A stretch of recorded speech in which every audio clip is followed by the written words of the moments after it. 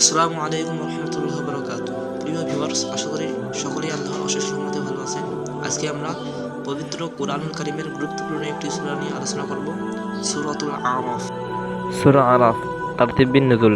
নাজিলের ধারাবাহিকতা অর্থাৎ এই সূরাটি কোন সূরার উপর নাজিল হয়েছে সেই বিবেচনায় এটি 39তম সূরা। এর আগে সূরা সাদ এবং এর পরে সূরা জিন নাজিল হয়েছে।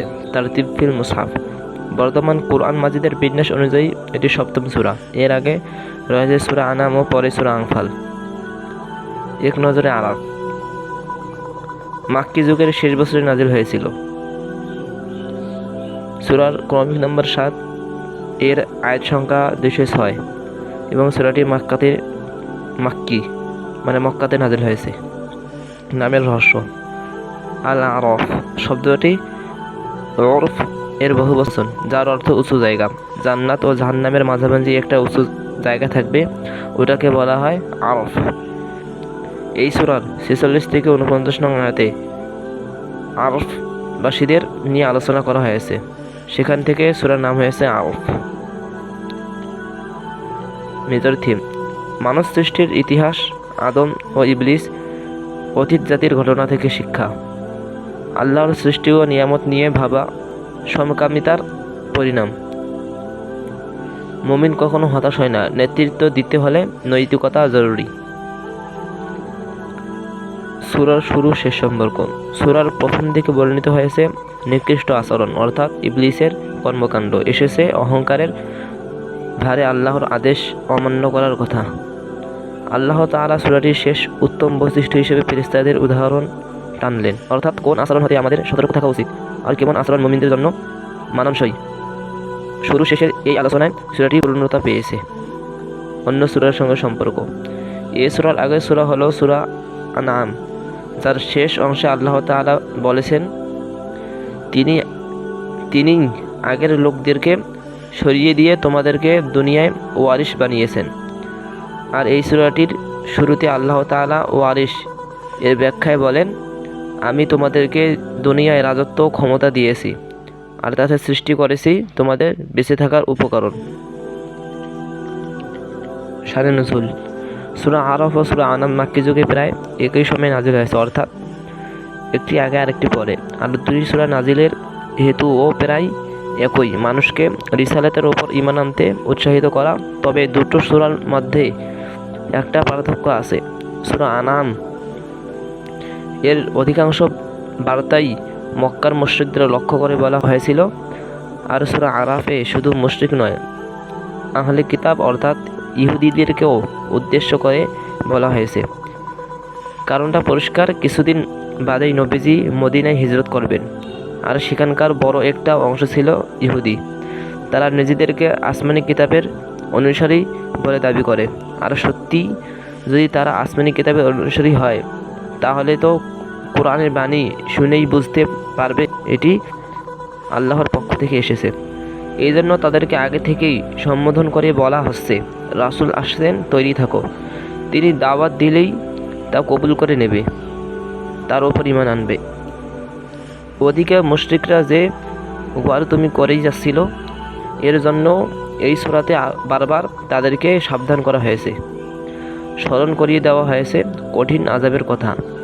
সর্বোপরি সকল মানুষকে আল্লাহ ও তার রাসূলের উপর ঈমান আনার জন্য তাগিদ দিতেই এই সূরাটি নাজিল করা হয়েছে। সেগমেন্ট: সৃষ্টি। শুরুর অংশে বিশ্বজগৎ সৃষ্টির ইতিহাস, হেদায়েত ও চুক্তি। বিশ্বজগৎ সৃষ্টির পেছনের উদ্দেশ্য একমাত্র আল্লাহর দাসত্ব করবে এই চুক্তি। পরিণাম: সেই চুক্তি থেকে সরে যাওয়ার দুনিয়াবি ও পরকালীন পরিণতি। ফজিলত: নবী করিম সাল্লাল্লাহু আলাইহি সাল্লাম বলেছেন, যে ব্যক্তি কোরআনের প্রথম 7টি সূরা আঁকড়ে ধরে সে জ্ঞানী। কাজ অ্যান্ড ইফেক্ট: জালিমের হাতে বন্দী মুমিনদেরকে মুক্ত করতে প্রয়োজনীয় ব্যবস্থা গ্রহণ করতে হবে। এতে করে আল্লাহ ওই জাতিকে বিজয়ীর আসনে বসাবে, যেভাবে মুসা আলাইহিস সালামের উদ্যোগের কারণে বনী ইসরাইল বিজয়ী হয়েছিল। গতিপথ: দ্বন্দ্বের শুরু। সত্য মিথ্যার লড়াইটা শুরু হয়েছে আসমানে। এই সূরার শুরুতেই আল্লাহ সেই দৃশ্যপটটা সামনে এনেছেন। দ্বন্দ্বের ইতিহাস। সত্য মিথ্যার এই লড়াই যুগ যুগ ধরে অব্যাহত আছে। কিয়ামত পর্যন্ত তা চলতেই থাকবে। নবী নূহ, হুদ, সালেহ, লূত ও মুসা আলাইহিস সালাম সহ সব নবী রাসূলের মিথ্যার বিরুদ্ধে সংগ্রাম করেছেন।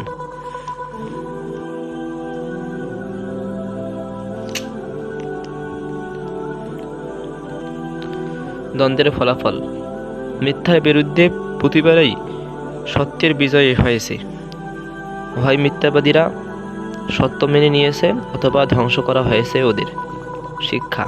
এই ফলাফল থেকে হাল জামানার মানুষকে শিক্ষা নিতে হবে। তারা সত্যকে বেছে নিয়ে জয়ী হবে নাকি মিথ্যা আঁকড়ে ধরে অপমানিত হবে। ওভারভিউ। কুরআন অনুসরণে গুরুত্ব, আদম সৃষ্টি ঘটনা এবং ইবলিসের অবাধ্যতার ইতিহাস। শয়তানের ব্যাপারে হুঁশিয়ারি। আরও বলা হয়েছে রাসূলের অনুসরণ করলে ভয় নেই, আর অবাধ্যদের ঠিকানা হবে জাহান্নাম। জান্নাত আর জাহান্নামের মাঝামাঝি একটা উঁচু জায়গার নাম আরাফ। আরববাসীরা জান্নাতে যাওয়ার আবেদন জানাবে। নূহ ও হুদ আলাইহিস সালামের ঘটনা বর্ণনা করা হয়েছে। অবাধ্যতার শাস্তি হিসেবে উভয় নবীর জাতির উপর আল্লাহ গজব প্রেরণ করেছিলেন। Case study. সূরা কেস স্টাডি। এই সূরায় লূত আলাইহিস সালামের জাতির ঘটনা উল্লেখ করা হয়েছে। তার জাতি সমকামিতার মতো ভয়ানক খারাপ কাজে লিপ্ত ছিল। এই জঘন্য কাজকর্ম দেখে লূত আলাইহিস সালাম তাদেরকে বললেন, তোমরা এমন এক কাজ করছো যা এর আগে জগতের কেউ করেনি। তোমরা নারীদের রেখে পুরুষদের সাথে মেলামেশা করছো। এ তো চরম সীমালঙ্ঘন। তখন তার জাতির লোকেরা জবাব দিয়েছিল, লূত ও তার অনুসারীদেরকে এই এলাকা থেকে বের করে দাও। এরা বেশি পবিত্র থাকতে চায়। কোনো জাতি যখন সমকামিতা বরদাস্ত করে তখন আল্লাহ ওই জাতির বিবেক বুদ্ধি উঠিয়ে নেন। আচরণের পাশাপাশি তাদের চিন্তাও হয়ে ওঠে নোংরা পশুর মতো। এটা সমকামিতার কুফল।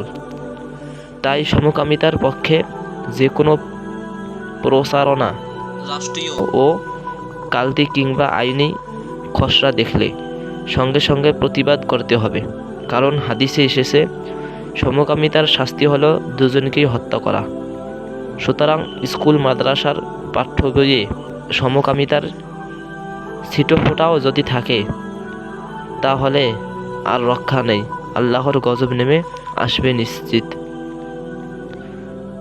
রিফ্লেকশনস, তাদাব্বুর। জান্নাত ও জাহান্নামের মাঝে একটা উঁচু জায়গা থাকবে, ওটাকে বলা হয় আরাফ।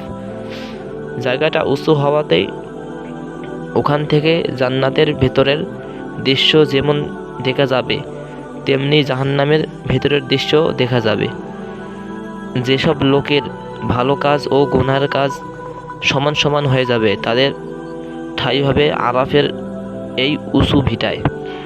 প্রতিবার যখন জান্নাতীদের দেখবে তারা তখন বলবে, সালামুন আলাইকুম, তোমাদের উপর শান্তি বর্ষিত হোক। আর প্রতিবার তারা যখন জাহান্নামীদের দিকে তাকাবে ভয়ে আটকে উঠে কেঁদে কেঁদে বলবে, রব আমাদেরকে ওসব হতভাগা গুনাহগারদের মধ্যে ফেলবেন না, আমাদেরকে ক্ষমা করুন। এরপর আল্লাহ তাআলা তাদের ব্যাপারে সিদ্ধান্ত দেবেন, উদখুলুল জান্নাতা বিফাদলি ওয়া মাগফিরাতি লা খাউফুন আলাইকুমুল ইয়াওমা ওয়ালা আনতুম তাহজানুন। আমার অনুগ্রহ ও ক্ষমার বরকতে জান্নাতে প্রবেশ করো। আজকের পর থেকে তোমাদের আর কোনো ভয় নেই, তোমরা আর কখনো হতাশ হবে না। এরপর তাদেরকে হায়াত নামক একটি নদীর কাছে নিয়ে যাওয়া হবে। নদীটির দুই তীর হবে মণিমুক্তা খচিত। সেই নদীতে তাদেরকে গোসল করতে বলা হবে। একবার তারা নদীতে ডুব দেবে আর গুনাহের কালি তাদের শরীর থেকে মুছে যেতে থাকবে। এভাবে একসময় জান্নাতীদের মতোই উজ্জ্বল ঝলমলে হয়ে উঠবে তাদের চেহারা। তারা প্রবেশ করবে চির সুখের জান্নাতে। সুতরাং হতাশ না হয়ে বরং ভবিষ্যৎ নিয়ে ভাবুন, জীবনটা সাজাতে শুরু করুন নতুনভাবে আল্লাহর রঙে।